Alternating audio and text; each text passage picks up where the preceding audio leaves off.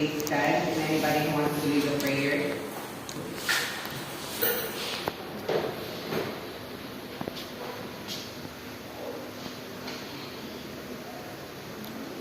Pray, let us pray in the name of the Father, and of the Son, and of the Holy Spirit. Amen. So thank you very much. Before you take your seats, kindly pick up some pieces of papers under your chairs and arrange your chairs for our reading. Before we will start, I want you to be reminded of our classroom rules. Windy, please read. Do your best. Be ready to learn. Eyes forward and listen. Raise your hand, be respectful, say please and thank you, share and take turns. Keep hands to yourself. Follow directions, try new things, believe in yourself and work hard And have and fun. have fun.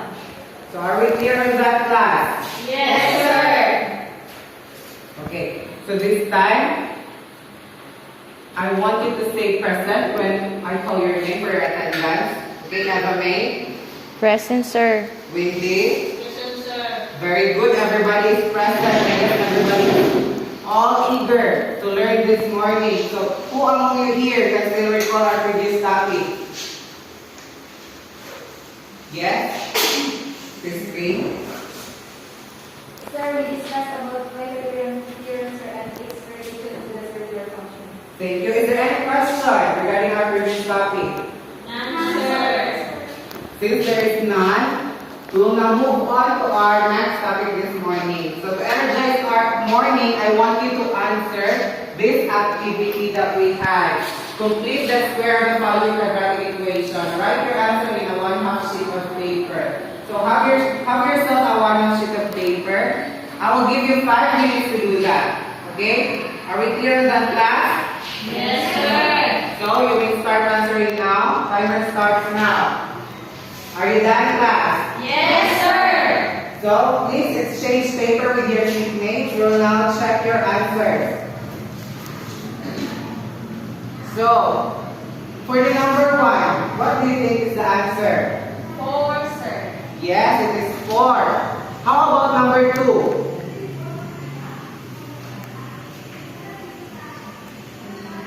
25, sir. Yes, very good. Number 3? 49, sir. Yes, very good. Number 4? 34, sir. Yes, very good. How about number 5? 81, sir. Did everybody have the correct answer? Yes, sir. Yes, very good. How did you come up with your answer, class? How did you come up with your answer?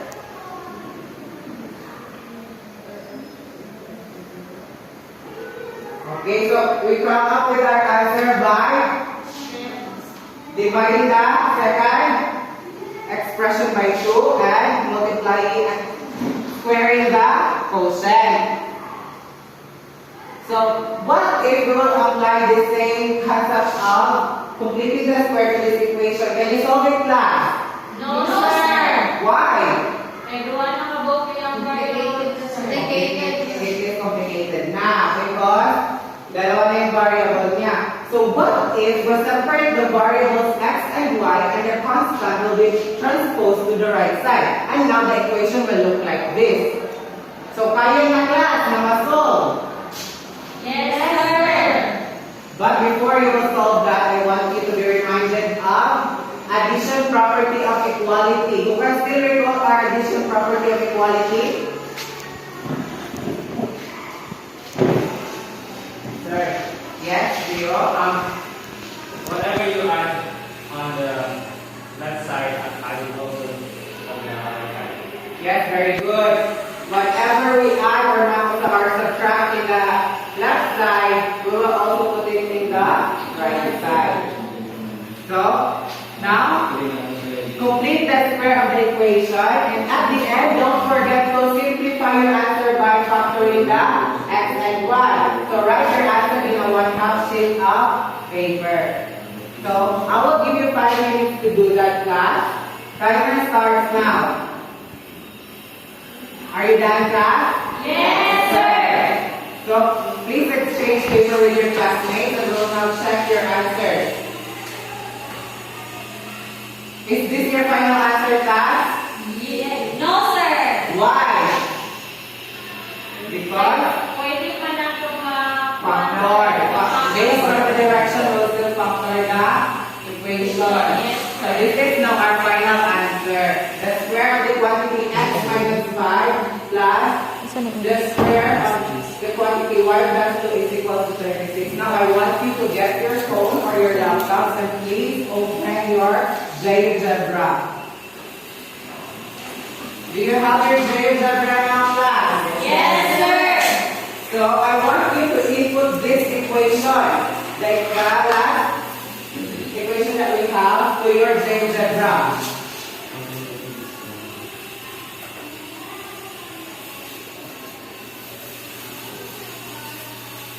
Do you have your equation now, class?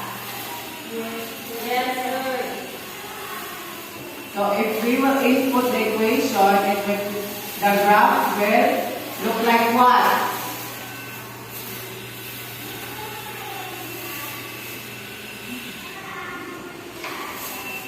The graph will look like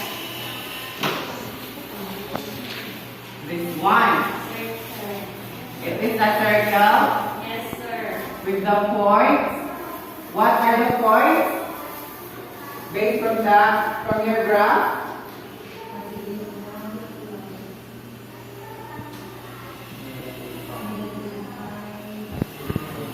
So positive 5 and negative 2.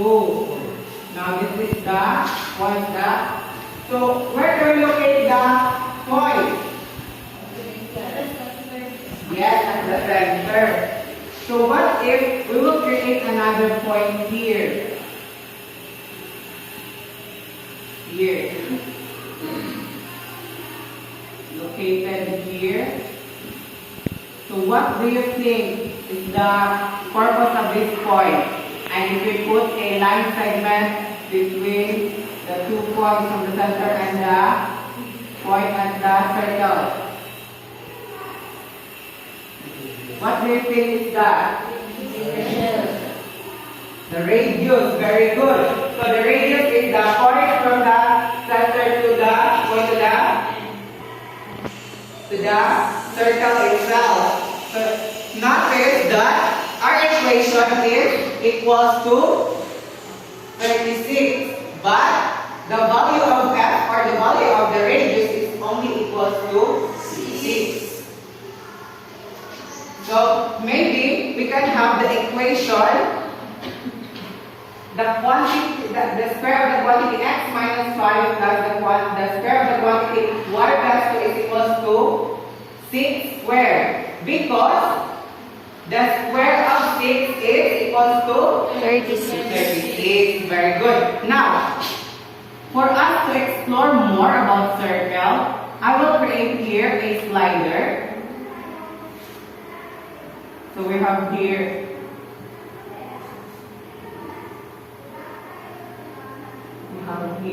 what if we put h for the value of the center that is located at the x-axis, and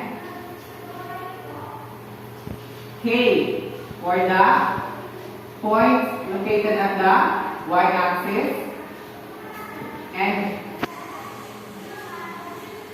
R for the radius of the circle. And since the radius has no negative points or distance, we will have 0 here in the minimum, and the maximum of maybe 10.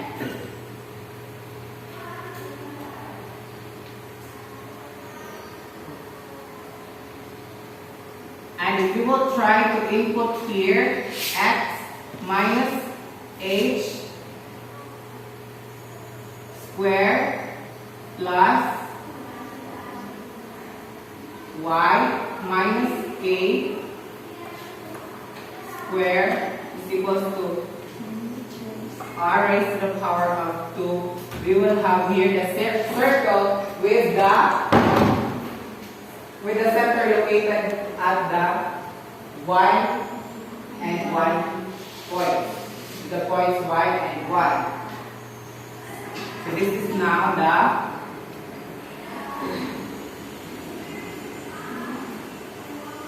center of, that is the point at the center, and what? And the radius from the center we will have here, the point here, and connect it with a line segment. Notice that if we move the point, look, if we move the, notice that if we move the point, we'll move along with the circle. So whatever the value of the radius here, it is the same on this distance. Now, if I will move h,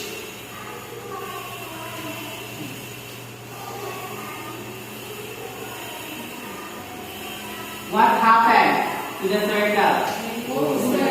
Along the Unsa man ang move? Unsa nga axis? along the X-axis, sir. Very good. How about the case? Y-axis, sir. was upward and Upward and downward along with the y-axis. So how about in R? If I move the R, The size of the size of the circle gets bigger since the radius is also getting bigger or smaller depending on where I put the R. Diba? So, this time,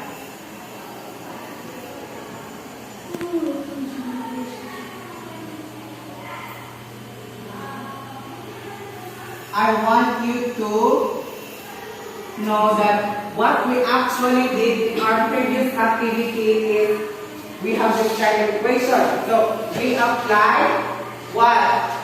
Completing the square and factoring to obtain this equation.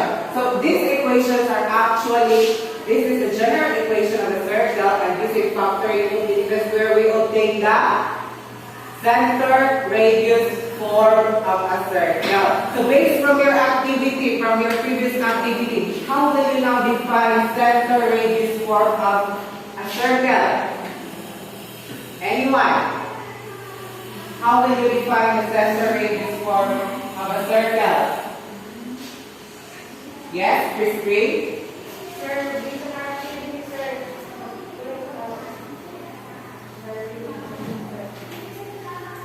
Okay, so it is now said that we can say that the center radius form of a circle is an equation of a circle in the form x minus h squared plus y plus a squared is equals to r squared, where h and k is the center and r is the radius. But if we are going to recall our circle here,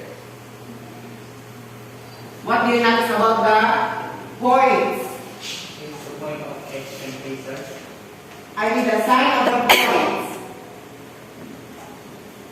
What do you notice?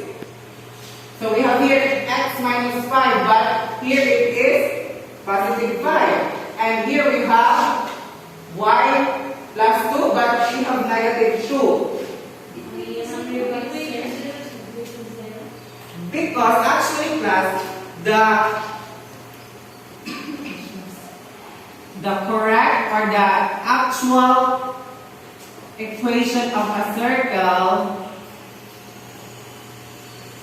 is x minus the square of the quantity x minus h plus the square of the quantity y minus k is equals to r, where h and k is the center and r is the radius. So what if we have the value of h na negative ang value direct sa h? What if positive ang value sa h? Kung sa may atong buhaton class, sa point. In positive sa zero, negative. How? Since the x Is that zero? the quantity x minus x squared, sir, if equal natin sa circle ng ang value sa h is positive if negative sa circle ang sa center radius form is negative na siya, sir. Pero Yes. positive na siya, sir. Ang value sa x, sir, pwede po siya x minus x times negative x.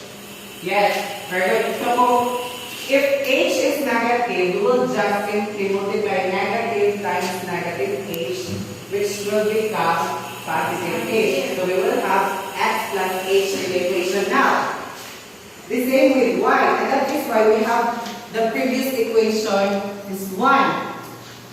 Kabata yung class nga, yung nari lang ang equation din ha. But since actually ang value nato sa h is positive 5 multiplied by negative, hindi mo siya negative dire.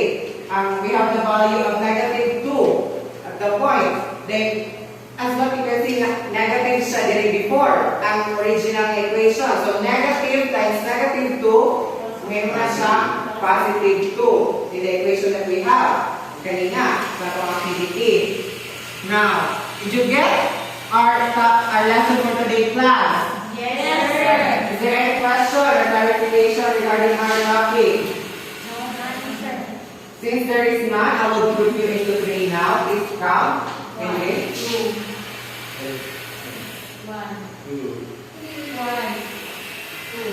1, 3, 1, 2. Now, you have your group number now, and I want you to form your groups with a circle. Group 1, group 2, and group 3. 1, 2, 3, 4, 5, 6, 7, 8, 9, 10.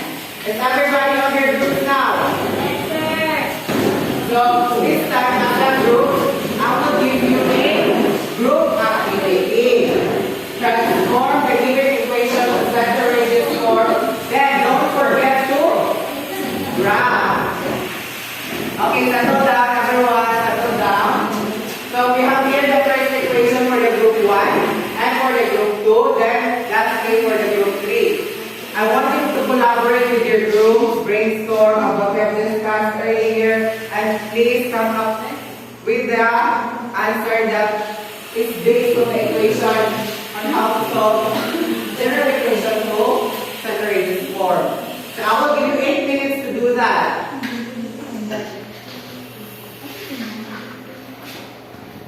So are you done, class? Yes, sir.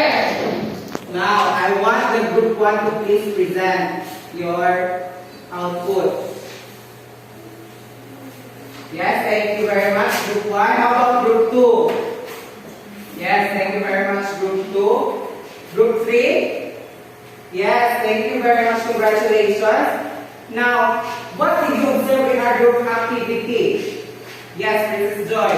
Sir, you observe, sir, na pwede di ay ang x is 0, then ang y is 0, then pwede po ang x is 0, then ang y na ay kung answer na ay value, tapos pwede ang y is 0, then ang x na ay value. Yes, very good observation. That is actually the purpose of our activity. I want you to know that we can still have an equation even though our x and y is equals to 0, or if our x is 0 and our y, we have the value of y, and we have the value of x but our y is 0. So, thank you very much, class, for participating in our group activity. This time, I want to hear from you, my students, your brief summarization of what we have discussed today. Anyone? Brief summarization, brief summary.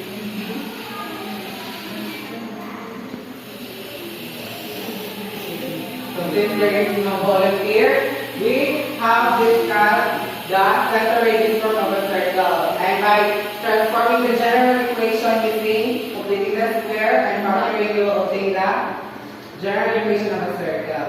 Thank you very much. Now, I want you to go back to your seats, to your proper seats.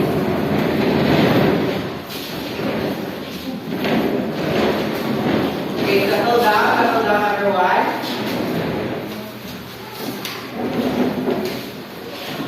This time, I want you to get one full sheet of paper because you are going to answer this quiz that I have. Ayan. So get one whole sheet of paper and you are going to answer this one individually. So I will give you 10 minutes to do that. Okay? Are you done, class? Yes, sir. Please pass your papers forward.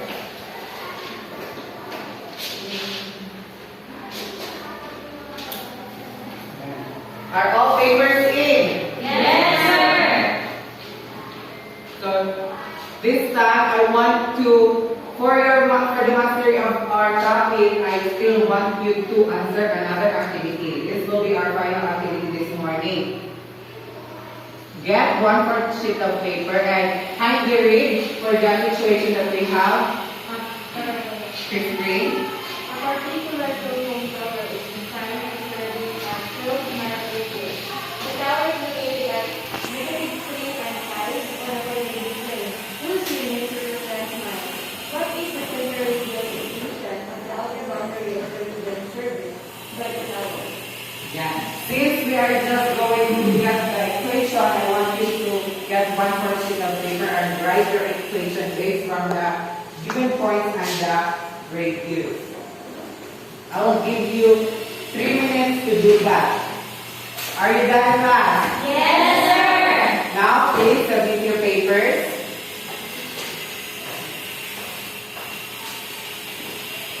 Are all papers in? Yes, sir.